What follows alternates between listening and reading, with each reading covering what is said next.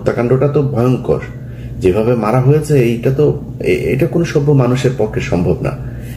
প্রথম হচ্ছে ভিডিওটা করলো কে, ভিডিওটা ছড়ালো কে, তারপরে গণমাধ্যমকে খবরটা কে দিল যে মিটফোর্ডে চাঁদা আনতে গিয়ে চাঁদা না দেয় ব্যবসায়ীকে হত্যা করা হলো, এই নিউজ কে দিল? আমি আপনাকে গ্যারান্টি দিলাম এটা নিয়ে বিচার বিভাগীয় তদন্ত করেন, এবং ঢাকা বিশ্ববিদ্যালয়ে যে ছেলেটা মারা গিয়েছিল এই দুইটা নিয়ে বিচার বিভাগীয় তদন্ত করেন, কমিটি গঠন করেন। আমি গ্যারান্টি দিলাম দুইটাতে ওয়াকার হবে প্রথম আসামি। ভালো দল চালাইতে চান, নিজের চাঁদাবাজদেরকে শায়েস্তা করেন, চাঁদাবাজি করলে তাকে সাথে সাথে আপনার বিএনপিতে দল তৈরি করেন, আরেকটা আলাদা দল তৈরি করেন, এরা চাঁদাবাজ বিরুদ্ধে কাজ করবে, নাইলে পরিস্থিতি সামাল দিতে পারবে না। ক্ষমতায় যাওয়ার আগেই ক্ষমতা হারাতে হবে। বিএনপি যদি মনে করে সব তাদের শুভাকাঙ্ক্ষী, ওয়াকার তাদের কাছের লোক, চুপ্পু হচ্ছে তাদের আব্বা, চলুক, সমস্যা কি? আমরা চুপ্পুর অপসারণ চেয়েছি, ছাত্ররা চেয়েছে, বিএনপি চায় না, তাদের আব্বা হচ্ছে চুপ্পু সাহেব, এ চলে গেলে নাকি ইউনূস নাকি 30 বছর ক্ষমতায় থেকে যাবে। এটা এই ওয়াকারই তাদেরকে বুঝিয়েছে, এই ডিজিএফআই তাদেরকে বুঝিয়েছে। আর ইদানিং জামাতকে যেটা করা হয়েছে, সব ইসলামিক দল এক জায়গায় হবেন আর আপনাদেরকে ক্ষমতায় নিয়ে আসা হবে। দুই দলকে দুই দিক দিয়ে মূলা ঝুলায় এমন একটা অবস্থায় দেশ নিয়ে যাওয়া হবে, তারপরে বলবে যে জরুরি অবস্থা।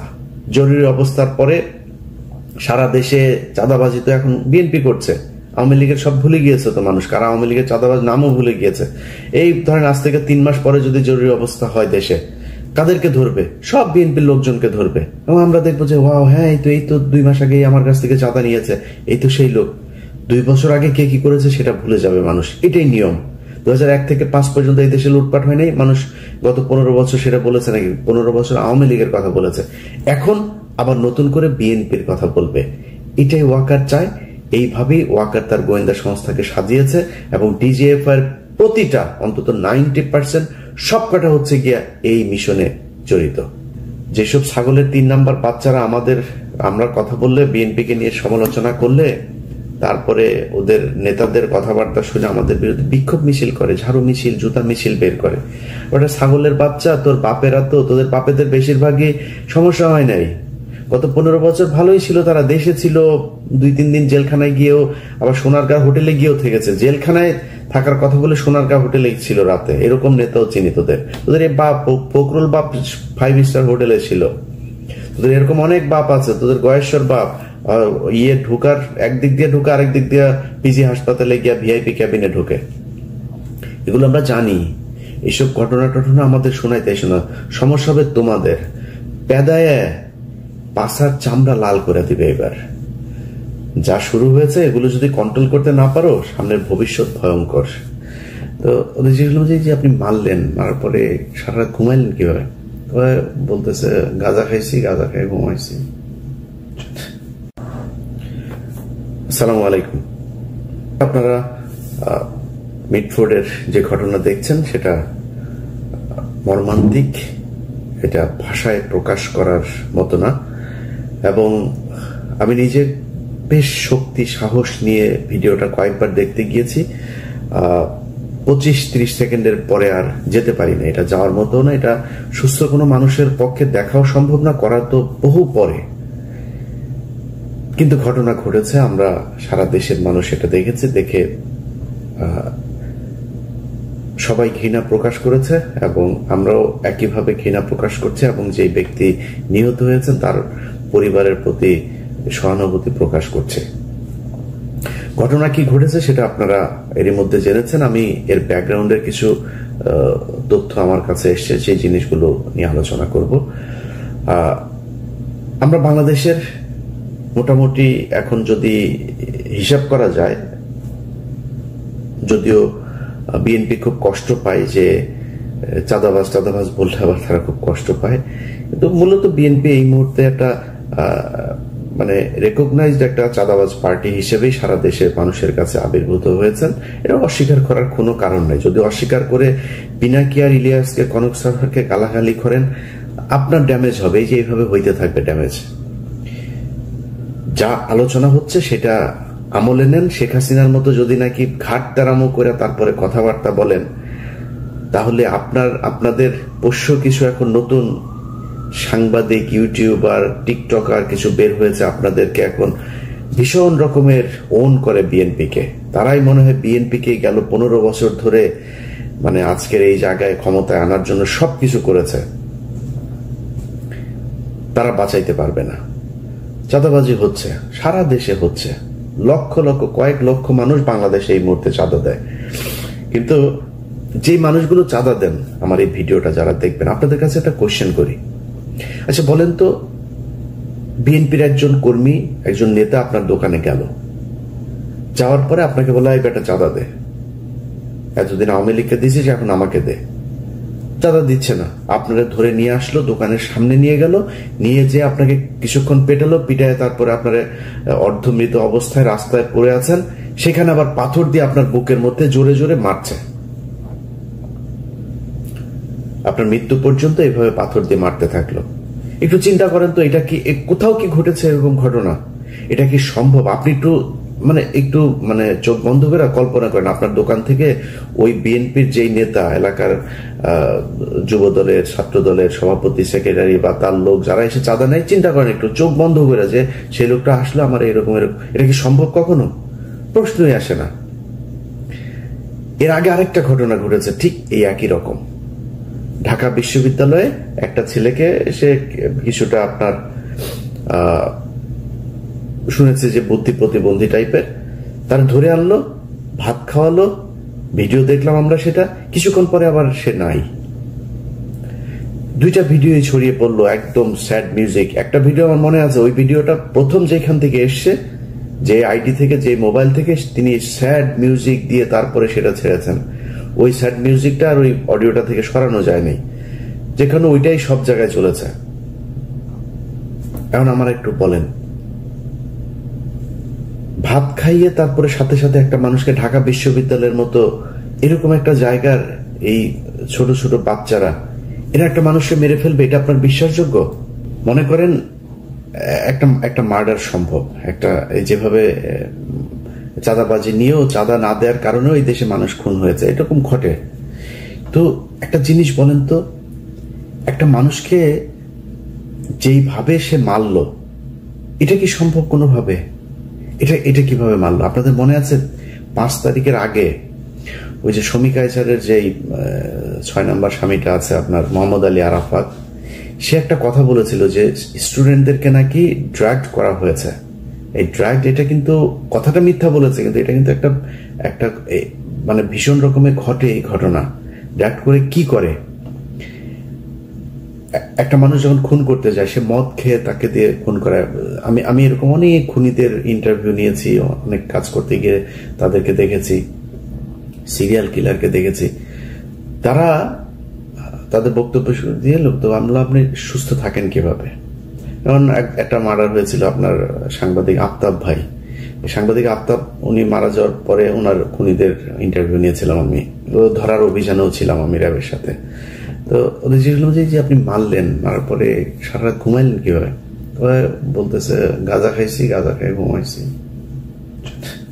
তো এই হয়েছে অবস্থা। এখন এই বিষয়গুলোতে যেটা হয়, কোনো না কোনো একটা পক্ষ তাদেরকে ডাইরেক্ট করেছে। এই পরিকল্পনা, আমি যেটা মনে করি, বিচার বিভাগ তদন্ত কমিশন যদি গঠন করা হয়, নিরপেক্ষ যদি তদন্ত হয়, এখন তো জাজদেরকেও ক্যান্টনমেন্ট থেকে ফোন দিয়ে থ্রেট করা, জামিন বাতিল করা হয়, স্টে অর্ডার দেওয়া হয়। যদি নিরপেক্ষ আসলেই করতে দেওয়া হয় এবং ইউনূস সরকার যদি এটা নিশ্চিত করতে পারে, আমি গ্যারান্টি দিয়ে বলে রাখলাম, এই খুনের ঘটনার পেছনে ডিজিএফআই তাদেরকে অনেকদিন ধরে প্যাট্রোনাইজ করেছেন এবং তাকে যারা এই ঘটনার সাথে ছিল তাদের জিজ্ঞাসাবাদ করেন। এদেরকে, সে হয়তো জানে না যে এটা যে আর্মির লোক বা ডিজিএফআই লোক, সে শুধু জানে কোনো একজন মানুষ তাকে এটার ব্যাপারে পরামর্শ দিয়েছে এবং এমন কোনো মেডিসিন তাকে দেওয়া হয়েছিল যে মেডিসিন খেয়ে তারপরে সে ওখানে গিয়েছিল। এই ছাড়া কোনোদিন এই ধরনের ঘটনা ঘটানো কোনোভাবেই সম্ভব না। আজকে পাথর চাপা দিয়ে চাঁদা না দেওয়ার জন্য মেরে ফেলা আর সেই দিনের ঘটনা, এই 2টা ঘটনা একই সুতোয় গাঁথা। এর বাইরেও আরো অনেক ঘটনা ঘটেছে। কয়দিন পরপর ধর্ষণের বন্যা বয়ে যাচ্ছে, কয়দিন পরপর ছিনতাইয়ের বন্যা বয়ে যাচ্ছে। এই ঘটনা 2টার সাথে মেলালে কি দাঁড়ায় সেটা নিয়ে আমার আজকের আলোচনা।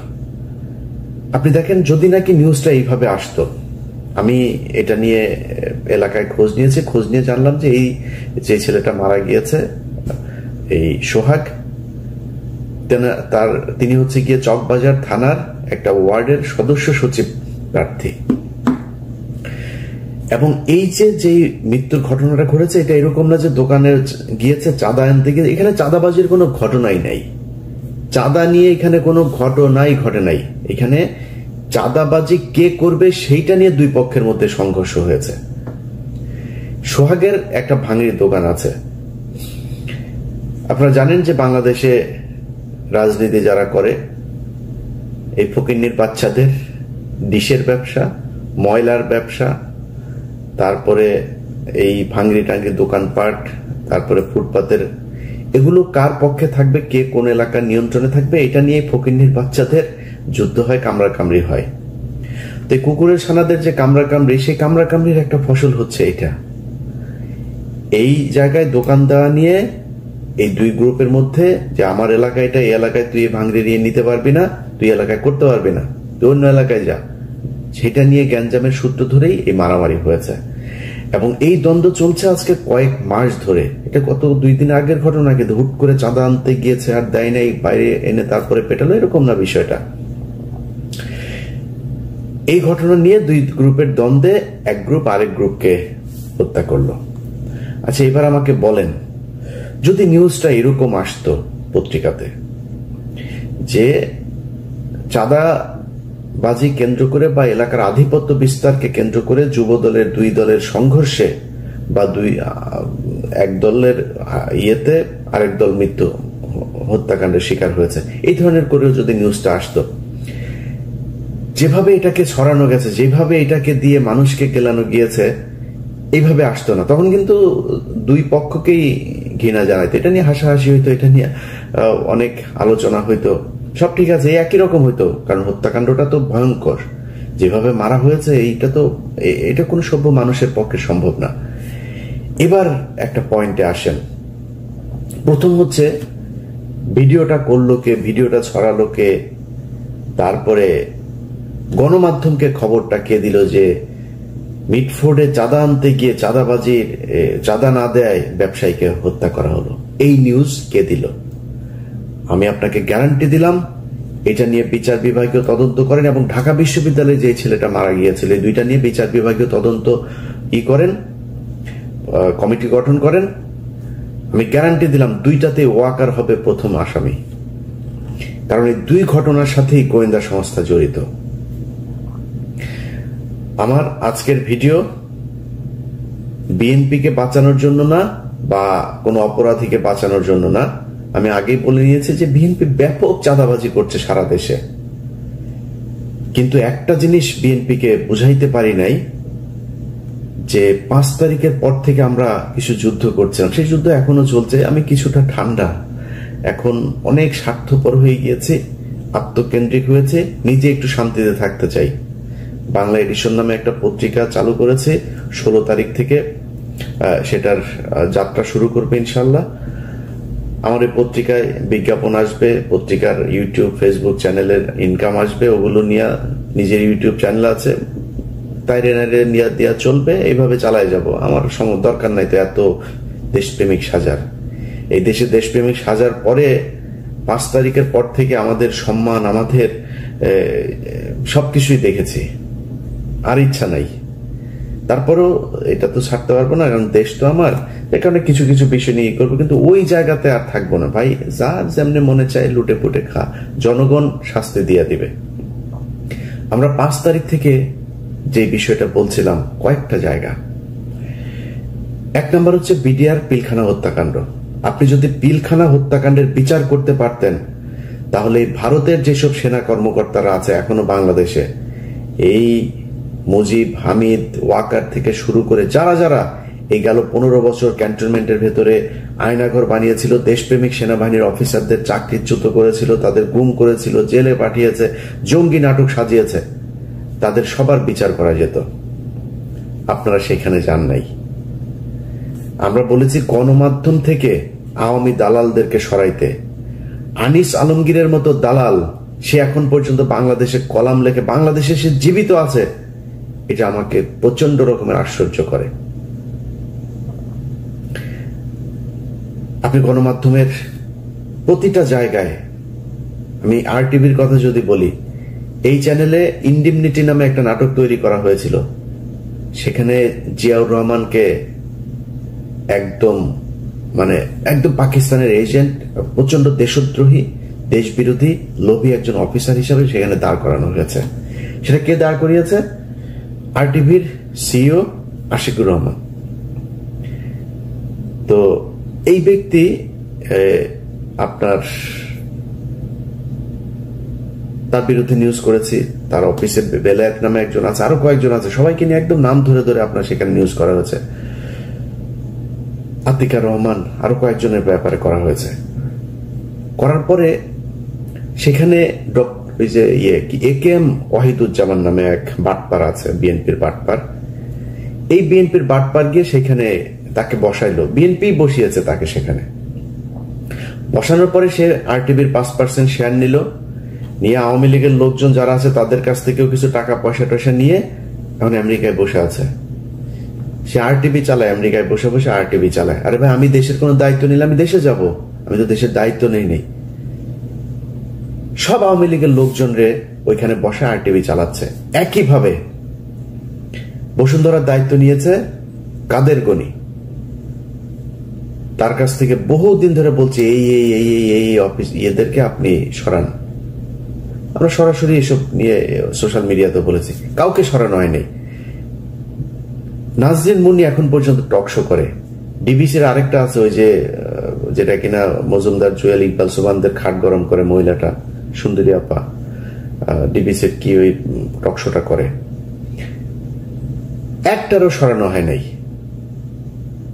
71 টেলিভিশনের মঈন মিজান থেকে শুরু করে বেশ কয়েকজন আছে, তারা এখনো পর্যন্ত ওই যে মুজাম্মেল বাবু, শাকিলা, ফারজানা রূপা, শাকিল আহমেদ, এদের জেলখানার সব সুযোগ সুবিধা সব এরা নিশ্চিত করে। কোন জায়গা থেকে তাদের সরানো, ইভেন ভাই শুধু এই 2 জায়গা না, এর বাইরেও বহু জায়গা আছে, কোন জায়গায় কোনো ধরনের হাত দেওয়া হয় নাই। আমরা সেগুলো নিয়ে কথা বলেছি। তাদের কাছে মনে হয়েছে যে এগুলো মনে আমাদের ব্যক্তিগত কারণে মনে হয় বলছে। ভাই, পাগল বানায় ফেলবে বিএনপির নেতা নেত্রী যা আছেন, সব ন্যাংটা হয়ে কাপড় টাপড় খুলে তারপরে রাস্তায় দৌড়াবেন। সাংবাদিকদের তো চিনেন না, এরা গত 15 বছর শেখ হাসিনাকে ক্ষমতায় রেখেছে। এক দেশের বাইরে ভাগ্যক্রমে কয়েকজন মানুষ ছিলাম, অল্প অল্প কিছু, আমরা যা জানি যে সেটা 10%, 5% হবে। 95% এই দেশের মানুষ এখনো জানতে পারে না কি হয়েছে। যদি আপনি জুলাইয়ের ঘটনাও বলেন, সবাই তো ছিল, কেউ কিছু বলেছে নাকি? পুরো একটা দেশের শত শত হাজার হাজার গণমাধ্যম ব্ল্যাক আউট করে দেওয়া হয়েছিল। কোন গণমাধ্যম থেকে কোনো নিউজ পেয়েছেন? আজ পর্যন্ত পান নাই। ওখানকার এক্সক্লুসিভ অনেক কিছু থাকার কথা, সেগুলো কোথায়? নাই।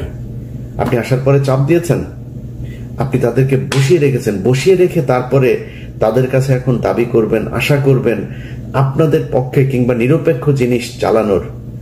ডিজিএফআই এখনো পর্যন্ত প্রতিটা অফিসে নিউজ পাঠায়। 80% মিডিয়া এখন পর্যন্ত ডিজিএফআই পাঠানো সেই নিউজ প্রচার করে। আমাদের ফেসবুক পোস্ট, এই যে কয়দিন আগে এক মেজর নুরুল হক নামে এক বদমাশ আছে, তার ব্যাচমেট থেকে শুরু করে কাজের বুয়া পর্যন্ত তার কাছে প্রেগনেন্ট হয়েছে। সেই মেজর নুরুল হক আমার পোস্ট 5 তারিখের পরের বাংলাদেশে বিটিআরসি কে দিয়া সরায় দেয়। এটা সেই বাংলাদেশ। আমাদেরকে আপনাদের শত্রু মনে হয়? আমাদের গায়ে যখন আঘাত লাগে তখন নিজের গায়ে আঘাত মনে হয় না?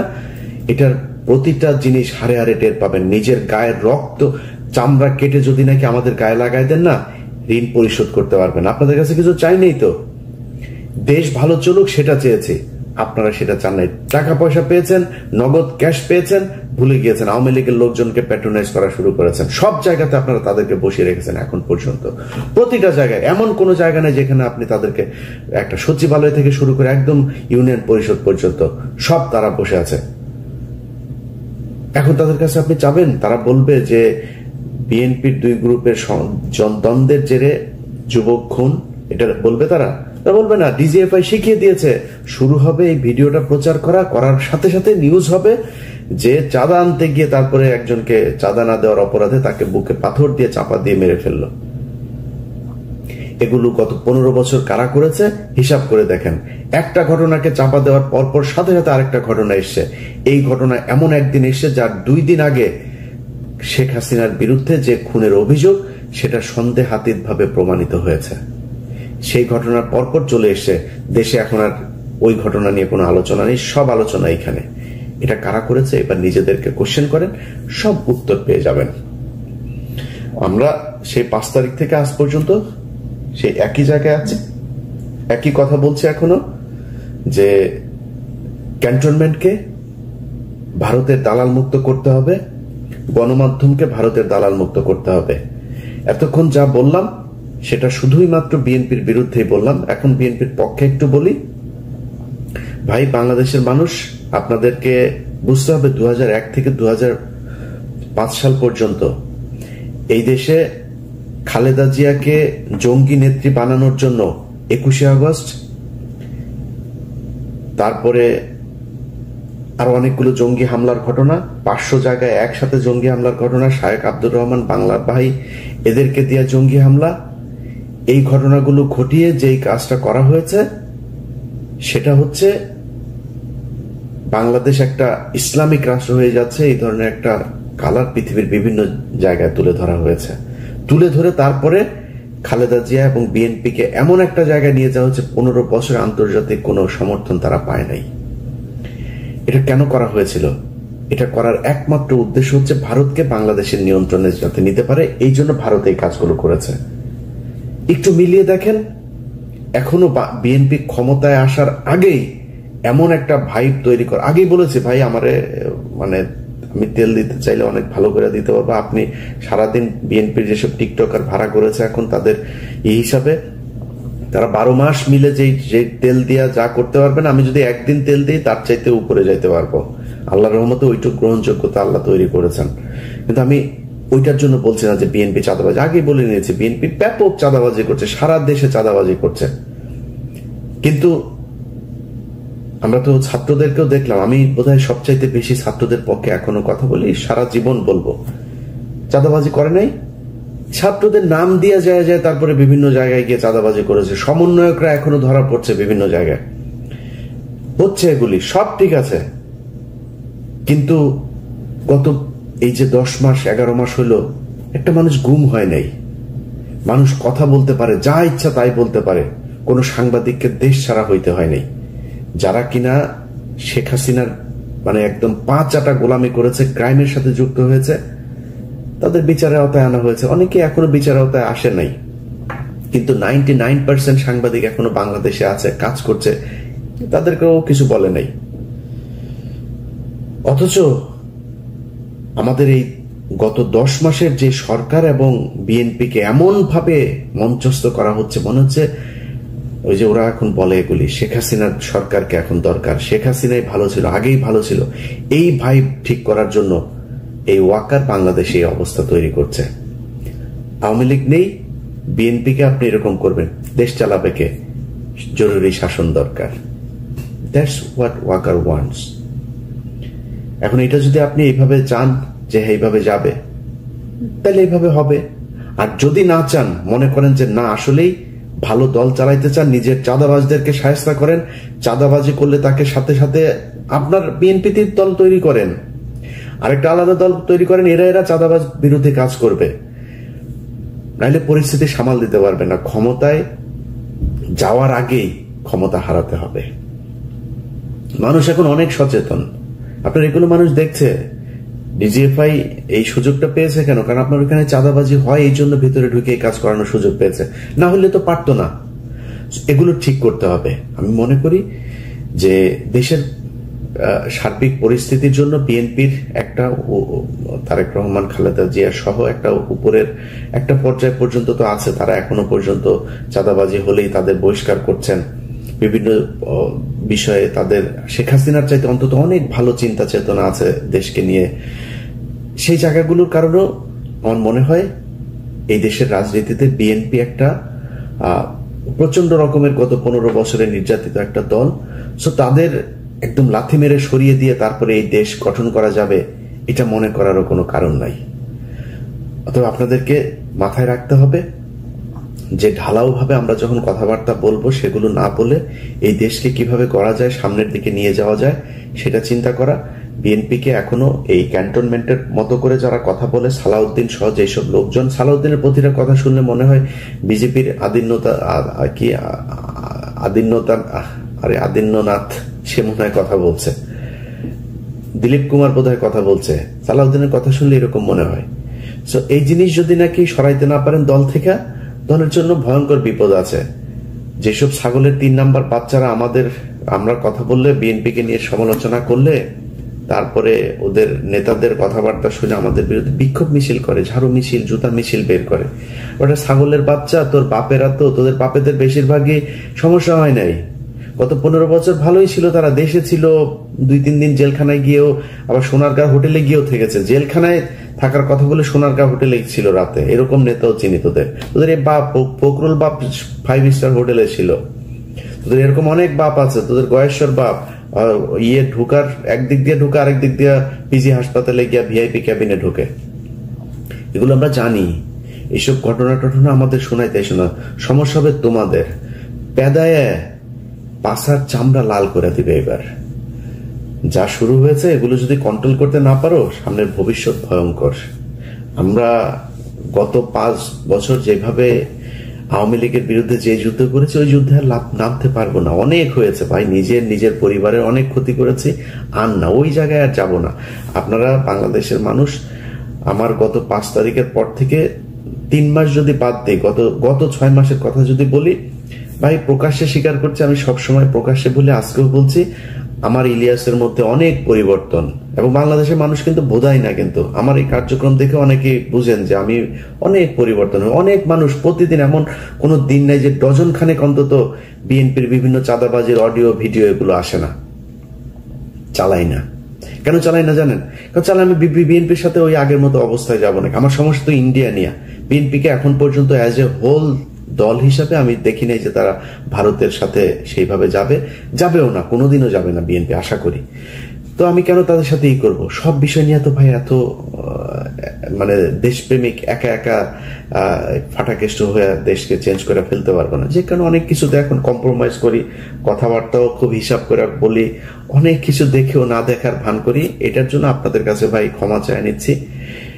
দেশের স্বাধীনতা নিয়ে, সার্বভৌমত্ব নিয়ে আমার অবস্থান আগের মতোই থাকবে, কিন্তু অনেকের সাথে খারাপ ব্যবহারও করি। অনেকে আমাকে অনেক কিছু দেন, ভাই আপনি তো সবকিছু প্রচার করেন, এটা কেন করলেন না? করি নেই ভাই। কারে আনবেন, কারে দিবেন? আপনি এই গত 10 মাসের ভেতরে ধরেন আমার কথায়, আমার প্রভাবে যদি মনে করি 10 জনকে সরানো হয়েছে গুরুত্বপূর্ণ জায়গার, সেই 10 জনের জায়গায় যে 10 জন এসছে সব সে তার মতোই। বরং সে আগের যে আওয়ামী লীগের ছিল, ওরে বললে ও তো ভয় পায়। ওরে ফোন করলে, ভাই হ্যাঁ ভাই খুব ভালো ভাই, আপনার ভিডিও অনেক দিন ধরে দেখি ভাই, সেই ছোটবেলা থেকে ভিডিও। আমার সে 3 বছরের বড়, আমার ভিডিও বলে সে ছোটবেলা থেকে দেখে। এরকম পাবলিকও আছে। তারা কথা শুনে অন্তত। নতুন যারা এসছে, যারা আমাদের কারণে যাদেরকে পাল্টানো হয়েছে, তারা এসে কথাও শুনে না। এই অবস্থা তৈরি হয়েছে। তো পাল্টায় লাভ কি? চলুক, যেমনে চলছে চলতে থাকুক। বিএনপি যদি মনে করে সব তাদের শুভাকাঙ্ক্ষী, ওয়াকার তাদের কাছের লোক, চুপ্পু হচ্ছে তাদের আব্বা, চলুক, সমস্যা কি? আমরা চুপ্পুর অপসারণ চেয়েছি, ছাত্ররা চেয়েছে, বিএনপি চায় না। তাদের আব্বা হচ্ছে চুপ্পু সাহেব। এ চলে গেলে নাকি ইউনূস নাকি 30 বছর ক্ষমতায় থেকে যাবে। এটা এই ওয়াকারই তাদেরকে বুঝিয়েছে, এই ডিজিএফআই তাদেরকে বুঝিয়েছে। আর ইদানিং জামাতকে যেটা করা হয়েছে, সব ইসলামিক দল এক জায়গায় হবে না, আর আপনাদেরকে ক্ষমতায় নিয়ে আসা হবে। 2 দলকে 2 দিক দিয়ে মূলা ঝুলায় এমন একটা অবস্থায় দেশ নিয়ে যাওয়া হবে। তারপরে বলবে যে জরুরি অবস্থা। জরুরি অবস্থার পরে সারা দেশে চাঁদাবাজি তো এখন বিএনপি করছে। আওয়ামী লীগের সব ভুলে গিয়েছে তো মানুষ, কারা আওয়ামী লীগের চাঁদাবাজ নামও ভুলে গিয়েছে। এই ধরেন আজ থেকে 3 মাস পরে যদি জরুরি অবস্থা হয় দেশে, কাদেরকে ধরবে? সব বিএনপির লোকজনকে ধরবে। এবং আমরা দেখবো যে ওয়াও, হ্যাঁ এই তো 2 মাস আগে আমার কাছ থেকে চাঁদা নিয়েছে, এই তো সেই লোক।